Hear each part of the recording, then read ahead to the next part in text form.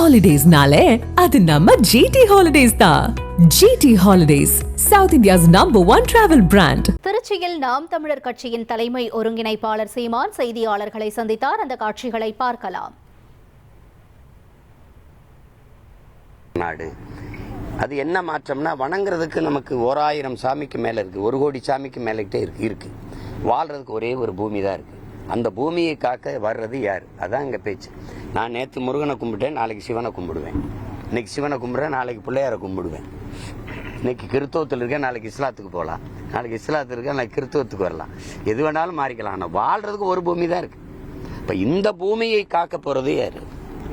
காலுக்கு கீழே மிதிபடுவதால பூமி உனக்கு சாதாரணமாக படுதா?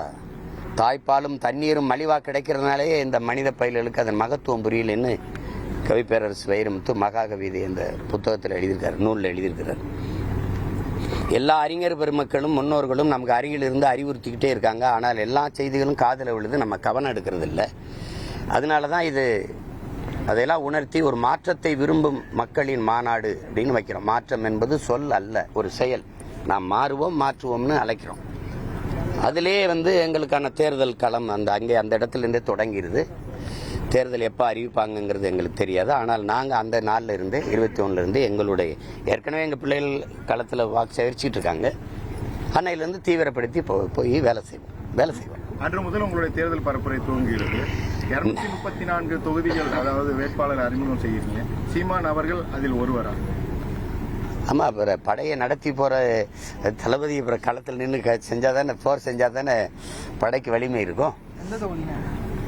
அது 2 நாள் தானே இருக்கு, அதுக்குள்ள எந்த தொகுதின்னு யார் யார் எந்தெந்த தொகுதியில போட்டிடுறாங்கிற அதை சொல்றதுக்கு தான் மாநாடு.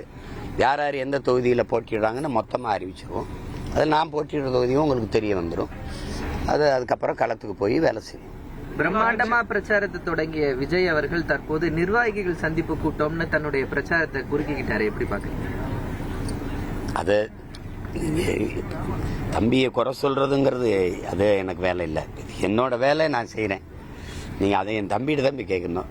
ஏன்னா அப்படி ஆரம்பிச்சு இப்படி நிறுத்தினீங்க அப்படின்னு. அப்படி இடைக்கால பட்ஜெட் தாக்கல் செய்யும். Holidays-nale, அது நம்ம GT Holidays தான்.